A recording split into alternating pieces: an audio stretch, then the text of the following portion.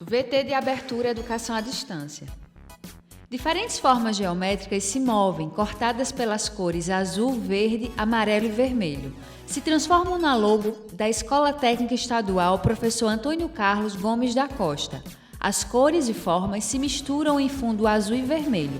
Abaixo e à direita da tela, o nome: Educação à Distância. Curso técnico em multimeios didáticos, gestão da educação, inovação e mudança. Conceituar a gestão escolar sob a luz da escola democrática e participativa, buscando sua eficácia escolar. Olá, mais uma vez nos encontramos para ver agora a terceira competência da disciplina, Gestão da Educação, Inovação e Mudança. Diana Pessoa. Descrição: ela está em pé, é branca, cabelo longo, loiro, olhos castanhos. Usa óculos, veste blusa manga longa, preta, com casaco cinza. Usa argolas douradas, visto da cintura para cima. A terceira competência diz o seguinte: nós vamos conceituar a gestão escolar sob a luz da escola democrática e participativa, buscando a sua eficácia. Mas, lembrando a nossa videoaula anterior, eu vou mais uma vez propor que a gente inicie fazendo de uma forma diferente. Eu vou pedir a você mais uma vez que pare um pouco, respire, se concentre, se centre antes de começar as suas atividades. Porque, afinal de contas, a gente fala tanto aqui de socioemocional e que isso tem que ser trabalhado, e isso tem que ser trabalhado primeiramente na gente e depois a gente trabalha isso no outro, ok? Então, vamos lá. Vamos começar vendo alguns pontos da gestão democrática. Acompanha aí na sua tela. A escola não é responsabilidade somente da direção. O diretor é um líder capaz de compartilhar tarefas para desenvolver o projeto da escola. A comunidade, pais, alunos, professores e funcionários assumem suas responsabilidades pelo projeto da escola. E a importância do socioemocional. Isso é o que vem sendo trabalhado, inclusive é uma das 5 tendências que estão transformando a educação do século XXI. Então, é preciso que todos se engajem no processo, né? A própria gestão democrática e participativa, o próprio termo já é autoexplicativo, né? Então, eu gosto sempre de chamar a atenção para o cenário real do mundo hoje. A gente vive algumas particularidades no mundo atual que a gente até fica sem saber, sem entender, poxa, como é que isso está acontecendo, né? A gente tem um ineditismo de violência, de gêneros, de absurdos políticos e de absurdos de tantas ordens, né? Temos também uma questão muito séria que tem que ser tocada, que é a questão da dispersão, que assola milhares e milhares de pessoas. As pessoas estão sempre dispersas ou estão sempre conectadas em algo e desconectadas de alguma outra coisa, né? Estão sempre no WhatsApp ou no Facebook ou em redes sociais ou algum outro tipo de dispersão. E outro ponto que é uma particularidade também de hoje é o autodidatismo. Então, fulano, aluno quer aprender alguma coisa, quer aprender sozinho, vai no YouTube, né? Tem muita coisa no YouTube e as pessoas têm essa prática hoje de ir diretamente aprender o que está em busca de aprender. Vai lá ver umas aulas e já vai se iniciando no que ele quer aprender, né? Então, a escola, ela precisa se modificar para acompanhar esse mundo novo. Porque se a escola continuar com as práticas de uma época que já é ultrapassada, a tendência é que os alunos se afastem cada vez mais da escola. Então, é muito importante que a escola se adeque a esse cenário atual. Eu trouxe uma charge aí para vocês vão ver, isso aqui são 4 macaquinhos, né? Um macaquinho que não vê, o que não fala, o que não ouve e o que não faz nada disso e que além disso não vê ninguém, que é o macaquinho que está no WhatsApp. Então veja aí, evolução da espécie, finalmente surgiu o 4º macaquinho, ele é um resumo dos outros 3, não ouve, não fala e não vê ninguém. É a dispersão que eu acabei de tocar nesse assunto, certo? Mas vamos para frente. As escolas inovadoras, elas têm alguns pontos em comum. O primeiro deles possuem um ambiente acolhedor.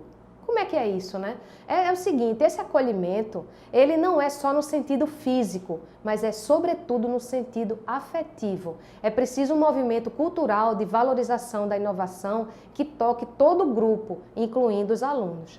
Então, é muito importante que a escola possa oferecer esse ambiente acolhedor né, que os alunos sintam-se bem, que sintam-se confortáveis, que lidem melhor com seus processos de ensino e aprendizagem, que as famílias sejam acolhidas, que a comunidade seja acolhida, tá? Como segundo ponto, as escolas inovadoras têm em comum o seguinte: elas incentivam a cultura do fazer. É a famosa cultura maker, né? Que com outro nome, a gente pode chamar de experimentação, que diz respeito a criar espaços para que todo tipo de criação seja feita. Ou também diz respeito a trilhas pessoais de aprendizado. Ou seja, é preciso que eu experimente para eu poder ter uma verdadeira noção daquilo ali, tá? É diferente eu falar sobre algo e eu vivenciar algo. Lá no nosso livro-texto, eu trago um exemplo da professora Kiran Bissert, que é uma professora indiana, e que ela leva os seus alunos para uma fábrica de incenso, para que eles possam ver como os incensos são feitos, né? Inclusive o trabalho infantil que é explorado lá na Índia. Aí ela bota os meninos para produzir os incensos, que são feitos à mão, e que as pessoas ficam lá 8 horas por dia sentadas enrolando esses incensos com a mão.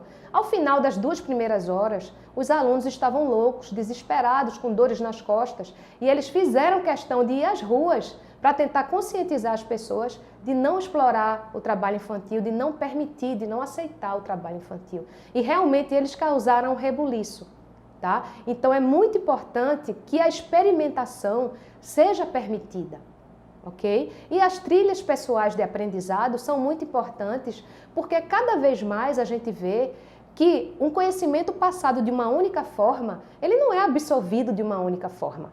Cada pessoa, com seus processos, com suas complexidades, vai receber aquele ensinamento, aquele conhecimento de uma forma, vai processar de sua forma peculiar e vai ter o seu entendimento particular sobre aquilo. Então é muito importante experimentação e trilhas pessoais de aprendizado, ok? O próximo ponto, que é um ponto também comum às escolas inovadoras, diz respeito à aprendizagem a serviço de um projeto de vida. Acompanhe na sua tela.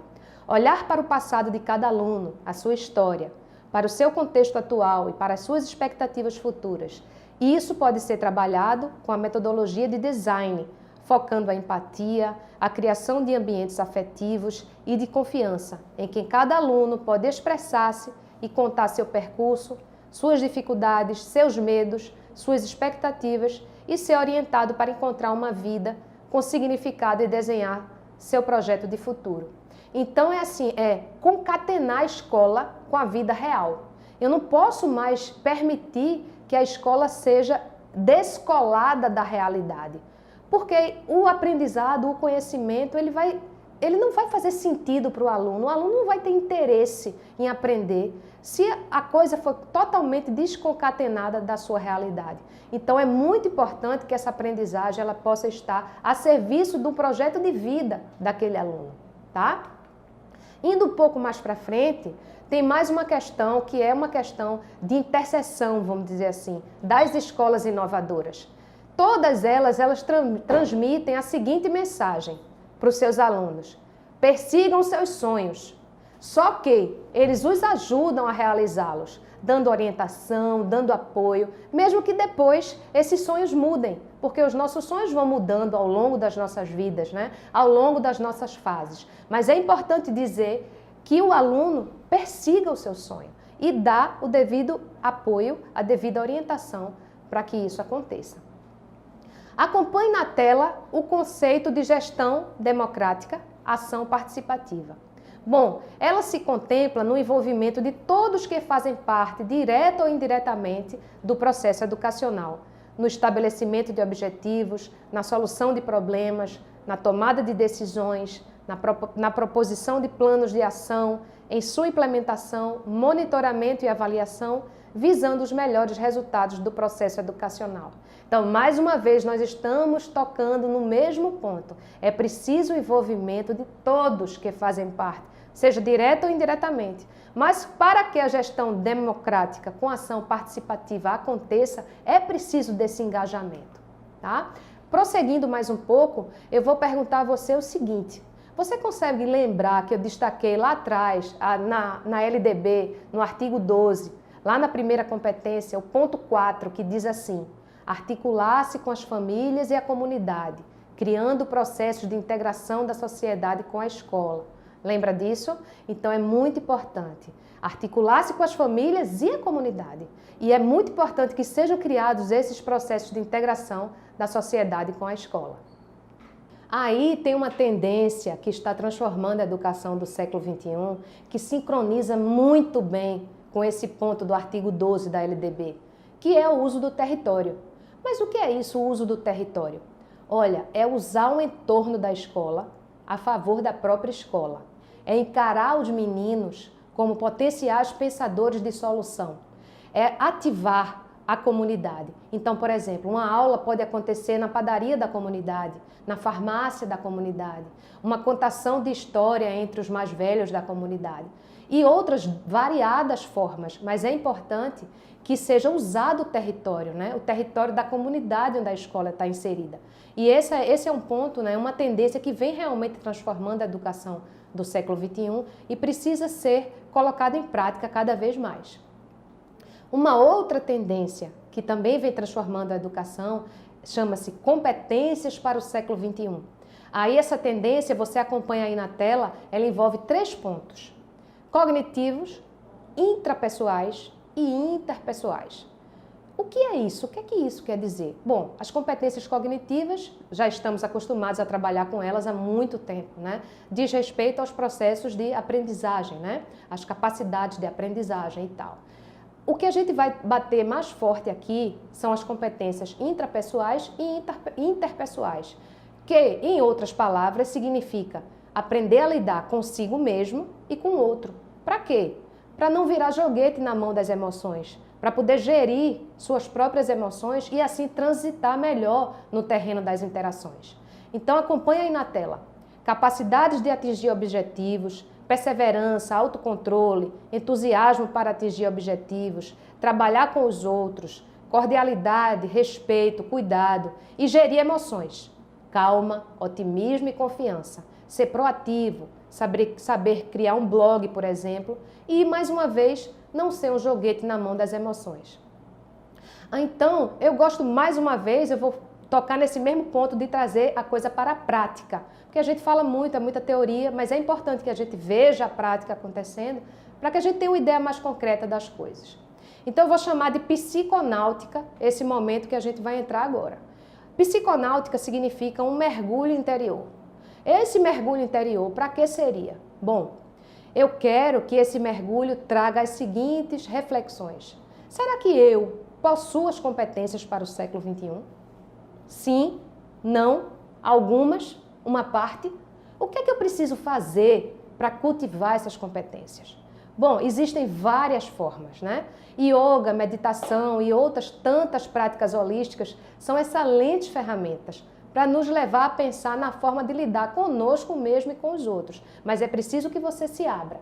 E a ciência está comprovando de diversas formas que a meditação ela efetua mudanças estruturais no nosso cérebro, né? E nos deixa mais calmo, nos faz encarar melhor a vida, encarar processos cognitivos e outras tantas coisas. Então, existem muitas outras práticas holísticas que podem nos ajudar nesse sentido. Lá no nosso livro eu trago alguma coisa, mas essa é uma discussão que a gente vai ainda continuar até o final da nossa disciplina.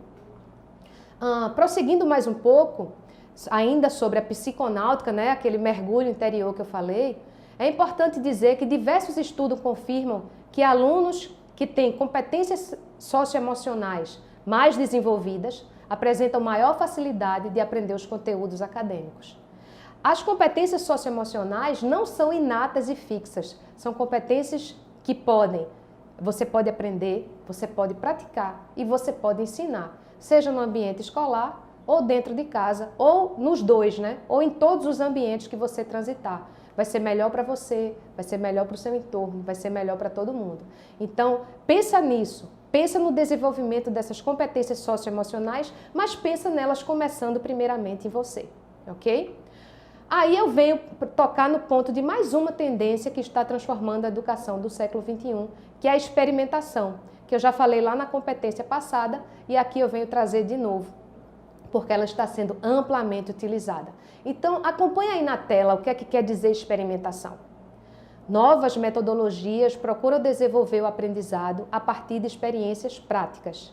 Esses processos que desafiam os estudantes a construírem seus conhecimentos a partir da elaboração de um produto ou projeto que faça sentido para a vida real, integram a tendência de aprendizagem mão na massa ou hands-on, ou simplesmente experimentação. É aquilo que eu falei anteriormente, é levar o aluno a experimentar. É você mesmo, você mesma, experimentar. Faz toda a diferença e provoca transformações na gente.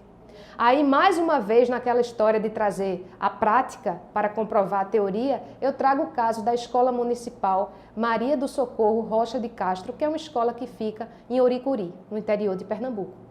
Então, acompanha aí na tela. A escola usa aspectos da realidade regional para incentivar que os alunos continuem os estudos e se mantenham motivados e interessados. O objetivo era reverter o déficit de aprendizagem dos alunos em escrita e leitura, usando para isso saberes locais em projetos multidisciplinares. Né? O que é que essa escola faz? Bom, ela trabalha a educação informal passada pelos pais e pela comunidade às crianças. E a educação não formal dada debaixo de um pé de árvore, por exemplo, para explicar a importância daquela árvore. Né? E também ela faz a parte de educação formal com carga horária e documentação. Os familiares dos estudantes e a comunidade participam das ações e das atividades da escola. Né? As aulas práticas fazem parte do dia a dia, como por exemplo, um banco de sementes, um viveiro de mudas, de espécies nativas, cisternas, manutenção de uma horta. Então, eles estão sempre trabalhando na prática, eles têm a parte toda de conteúdo, mas estão sempre vendo as coisas na prática também, e isso tem causado coisas muito boas na escola, né? A evasão praticamente acabou, o nível de aprendizado tem subido cada vez mais. Uma coisa que essa escola faz que eu acho incrível são os chamados quintais produtivos. O que é isso? O que quer dizer esses quintais produtivos? É o seguinte, os quintais das famílias que têm alunos na escola.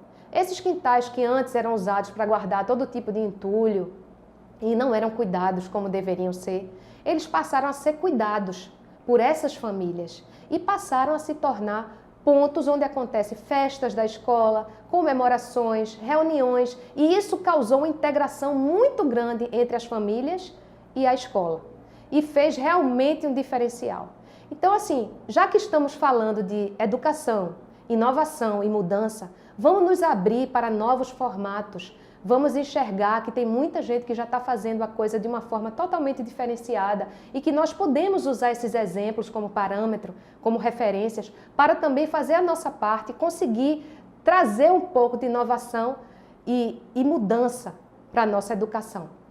É isso, até a próxima videoaula. Som direto, Luiz Vitor.